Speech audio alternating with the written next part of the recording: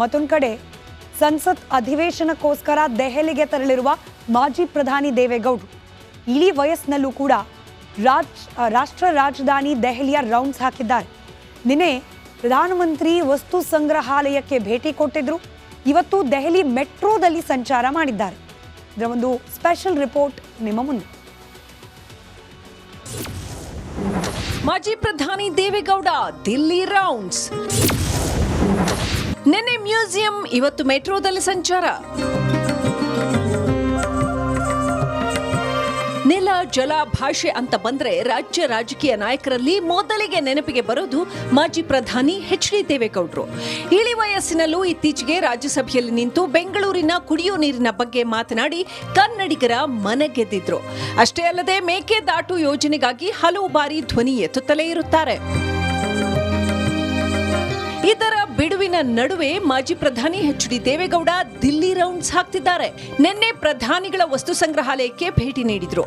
ಭಾರತಕ್ಕೆ ತಮ್ಮದೇ ಆದ ಕೊಡುಗೆ ನೀಡಿರುವ ಪ್ರಧಾನಿಗಳ ಮಾಹಿತಿಯನ್ನ ವಸ್ತು ಸಂಗ್ರಹಾಲಯದಲ್ಲಿ ಪ್ರದರ್ಶಿಸಲಾಗಿದೆ. ಇನ್ನು ತಮ್ಮದೇ ಪ್ರೊಫೈಲ್ ಫೋಟೋ ಮುಂದೆ ನಿಂತು ಫೋಟೋ ಕ್ಲಿಕ್ಕಿಸಿಕೊಂಡ್ರು. ಇನ್ನು ಪ್ರಧಾನಿ ಮೋದಿ ಕಾರ್ಯವನ್ನ ಹಾಡಿ ಹೊಗಳಿದ್ರು.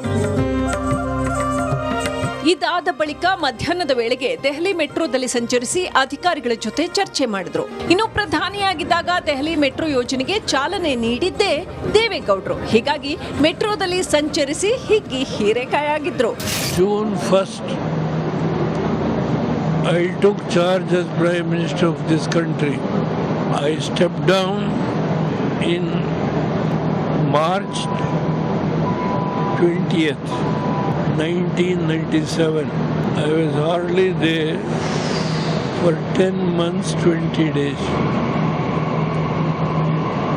In the short span of time, this project, earlier initiated in 2069, it went on with so many processes. Rashmika Mandanna. ಇನ್ನು ವಿಕ್ರಮ್ 20 ಲಕ್ಷ ರೂಪಾಯಿ ಸಹಾಯವನ್ನು ಮಾಡಿದ್ದಾರೆ. ಫಹದ್ ಫಾಜಿಲ್ 25 ಲಕ್ಷ ರೂಪಾಯಿ ಹಣವನ್ನು ನೀಡಿದ್ದಾರೆ.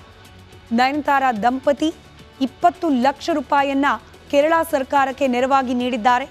ತೆಲುಗು ಖ್ಯಾತ ನಟ ಅಲ್ಲು ಅರ್ಜುನ್ 25 ಲಕ್ಷ ರೂಪಾಯಿಯನ್ನ ನೀಡಿದ್ದಾರೆ. ಇಲ್ಲಿ ನೋಡಿ, ಬೇರೆ ಬೇರೆ ಸಿನಿಮಾ ಇಂಡಸ್ಟ್ರಿ, ಕೆಲವರು ಕನ್ನಡದಿಂದ, ಕೆಲವರು ತೆಲುಗು, ಕೆಲವರು ತಮಿಳು, ಕೇವಲ ಕೇರಳದ ನಟ ನಟಿಯರು ಮಾತ್ರವಲ್ಲ, ಬೇರೆ ಬೇರೆ ಭಾಷೆಯ ನಟ ನಟಿಯರು ಕೂಡ ನಾನಾಗಲೇ ಹೇಳಿದ ಹಾಗೆ ಭಾಷೆ ರಾಜ್ಯದ ಗಡಿಯನ್ನು ಮೀರಿ ವಯನಾಡಿನಲ್ಲಿ ಸಂಭವಿಸಿರುವ ದುರಂತದ ಬಗ್ಗೆ ತಮ್ಮ ಕೈಲಾದ ಸಹಾಯವನ್ನು ಮಾಡುವ ಪ್ರಯತ್ನವನ್ನು ಮಾಡಲಿಕ್ಕೆ ಮುಂದಾಗಿದ್ದಾರೆ.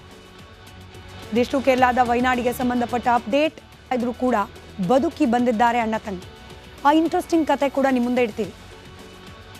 ಅದೇ ಚೂರನ್ಮಲೆ, ಒಂದೇ ಕುಟುಂಬದ 3 ಜನ ಸಾವನ್ನಪ್ಪಿಟ್ರು. ಆದರೆ 40 ದಿನದ ಮಗು, ಈ ಮಗು ಭೂಮಿಯಲ್ಲಿ ಕಣ್ತೆರೆದು ಕೇವಲ 40 ದಿನ ಆದಾಗಲೇ ಈ ಘೋರ ದುರಂತವನ್ನು ನೋಡ್ಬಿಟ್ಟಿದೆ. 6 ವರ್ಷದ ಬಾಲಕ, ಇವರಿಬ್ಬರು ಕೂಡ ಬಚಾವಾಗಿದ್ದಾರೆ. ಮಗುವಿನ ತಾಯಿ ಕೂಡ ಆಶ್ಚರ್ಯಕರ ರೀತಿಯಲ್ಲಿ ಬಚಾವಾಗಿದ್ದಾರೆ.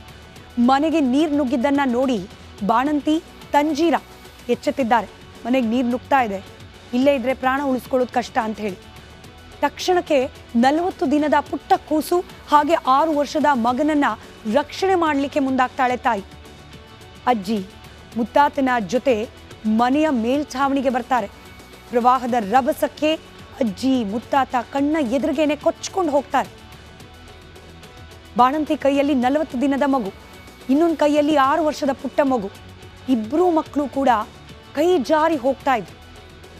40 ದಿನದ ಮಗುವನ್ನ ಹಾಗೂ ಹೀಗೂ ಮಾಡಿ ಕೈ ಹಿಡಿದು ಮೇಲಕ್ಕೆ ಎತ್ಕೊಳ್ತಾರೆ ತಂಜೀರ. ಆದರೆ ಆ 6 ವರ್ಷದ ಮಗ ಹಯಾನ್, ಆತ ಪ್ರವಾಹದಲ್ಲಿ ಕೊಚ್ಕೊಂಡು ಹೋಗ್ತಾ ಇರ್ತಾನೆ.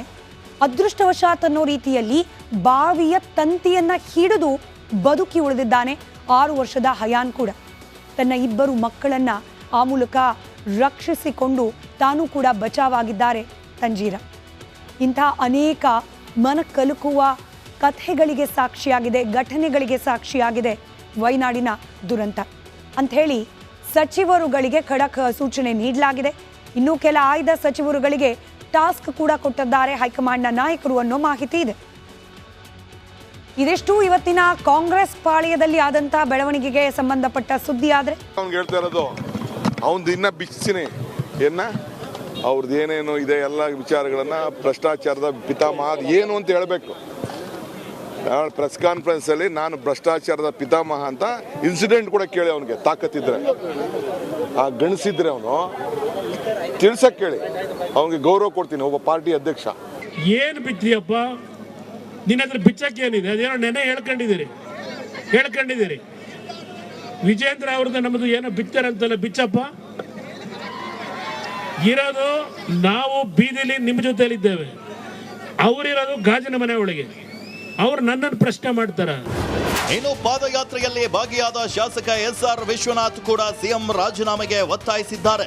ನಮ್ಮ ಪಾದಯಾತ್ರೆಯಲ್ಲಿನ ಜನ ಬೆಂಬಲ ಕಾಂಗ್ರೆಸ್ನಲ್ಲೇ ಕಂಪನ ತಂದಿದೆ. ನಮ್ಮ ಪಾದಯಾತ್ರೆ ಈಗಾಗಲೇ ಸಕ್ಸಸ್ ಆಗಿದೆ ಎಂದಿದ್ದಾರೆ. ನಾವು ಮೂಡ ಮತ್ತು ವಾಲ್ಮೀಕಿ ಹಗರಣ ಏನಿತ್ತು ಇದನ್ನು ಮೊದಲನೇದಾಗಿ ನಮ್ಮ ಶಾಸಕಾಂಗ ಪಕ್ಷದಲ್ಲಿ ತೀರ್ಮಾನ ಮಾಡಿ ವಿಧಾನಸಭೆಯಲ್ಲಿ ನಾವು ಇದರ ಬಗ್ಗೆ ಹೋರಾಟವನ್ನು ಮಾಡಬೇಕು ಅಂತೇಳಿ ವಾಲ್ಮೀಕಿ ಹಗರಣದ ಬಗ್ಗೆ ವಿಸ್ತೃತವಾದಂಥ ಹೋರಾಟ ಮತ್ತು ಅಲ್ಲೆಲ್ಲ ಕೂಡ ನಾವು ಮಂಡಿಸಿದಾಗ ಸರ್ಕಾರ ಕೂಡ ಸರಿಯಾದ ರೀತಿಯಂಥ ಉತ್ತರವನ್ನು ಕೊಡಲಿಲ್ಲ. ಇದರಲ್ಲಿ ಯಾರ್ದು ಮಂತ್ರಿಗಳದಾಗಲಿ ಶಾಸಕರದ್ದು ತಪ್ಪಿಲ್ಲ ಅಂತೇಳಿ ಅವ್ನು ಉಳಿಸ್ಕೊಳ್ತಕ್ಕಂಥ ಒಂದು ಪ್ರಯತ್ನವನ್ನು ಮಾಡಿದ್ರು. ಅದಾದಮೇಲೆ ನಾವು ಮೂಡ ಹಗರಣ, ಯಾಕಂದರೆ ಮುಖ್ಯಮಂತ್ರಿಗಳದೇ ಹೆಸರಿರೋದ್ರಿಂದ ಮತ್ತು ಭಾಳ ದೊಡ್ಡ ಹಗರಣ ಇದಾಗಿರೋದ್ರಿಂದ ನೈತಿಕ ಹೊಣೆಯನ್ನು ಹೊತ್ತು ರಾಜೀನಾಮೆಯನ್ನು ಕೊಡಬೇಕು, CBI ಕೊಡಬೇಕು ಅಂತಕ್ಕಂಥ ಒತ್ತಾಯವನ್ನು ಮಾಡಿದಾಗ ಇತ್ತ ದೋಸ್ತಿಗಳ ಪಾದಯಾತ್ರೆಗೆ ಟಕ್ಕರ್ ಕೊಡಲು ಕಾಂಗ್ರೆಸ್ ಕೌಂಟರ್ ಯಾತ್ರೆಯನ್ನು ನಡೆಸಿದೆ. ಚನ್ನಪಟ್ಟಣದಲ್ಲೇ ಕಾಂಗ್ರೆಸ್ ಜನಾಂದೋಲನ ಸಮಾವೇಶ ನಡೆಸಿತ್ತು. ಚನ್ನಪಟ್ಟಣದಲ್ಲೇ ಕಾಂಗ್ರೆಸ್ ಶಕ್ತಿ ಪ್ರದರ್ಶನ ಮಾಡಿದ್ದು ದೋಸ್ತಿಗಳಿಗೆ ಟಕ್ಕರ್ ನೀಡಿದ್ದಾರೆ. ಆಡಳಿತ ಪಕ್ಷ ಹಾಗೂ ವಿಪಕ್ಷಗಳು ಹೇಗೆ ಬೀದಿಗಿಳಿದಿದ್ರೆ ಜನಸಾಮಾನ್ಯರ ಗತಿ ಏನು ಎಂಬ ಮಾತು ಕೂಡ ಚರ್ಚೆಯಾಗ್ತಾ ಇದೆ. ಇವರ ಈ ಸಮರದಲ್ಲಿ ಯಾರಿಗೆ ಗೆಲುವು ಸಿಗುತ್ತೆ ಅಂತ ಕಾದ್ ನೋಡಬೇಕಿದೆ. Bureau report, Republic Kannada.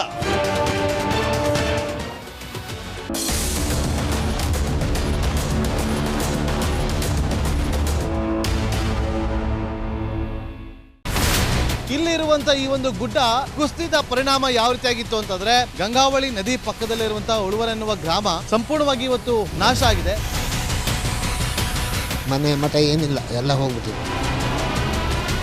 ಇವತ್ತು ರಿಪಬ್ಲಿಕ್ ಕನ್ನಡ ಮಾಡಿದಂತ ಒಂದು ವರದಿಯಿಂದಾಗಿ ಎಚ್ಚೆತ್ತುಕೊಳ್ಳುವಂತ ಕೆಲಸ ಸರ್ಕಾರ ಮಾಡಿದೆ, ಸಚಿವರು ಕೂಡ ಮಾಡಿದ್ದಾರೆ. 2 ಗಂಟೆಗೆ ಸುದ್ದಿ ಮೂಡಿಸಿದ್ದು 6 ಗಂಟೆಗೆ ಎಲ್ಲ ಸಚಿವರು ಮಿನಿಸ್ಟರ್ ಎಲ್ಲ ಬಂದು ಇಲ್ಲಿ ನೋಡೋಗಿದ್ದಾರೆ.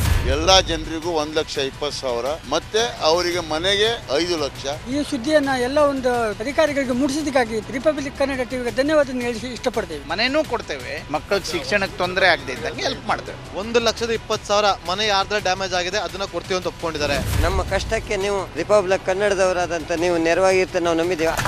ಅವರಿಗೆ ಸೂರನ್ನ ಕಲ್ಪಿಸಿ ಕೊಡೋವರೆಗೂ ಕೂಡ ರಿಪಬ್ಲಿಕ್ ಕನ್ನಡ ಅವರಿಗೆ ಧ್ವನಿಯಾಗಿ ನಿಲ್ಲುವಂತ ಕೆಲಸವನ್ನ ಮಾಡ್ತೇವೆ.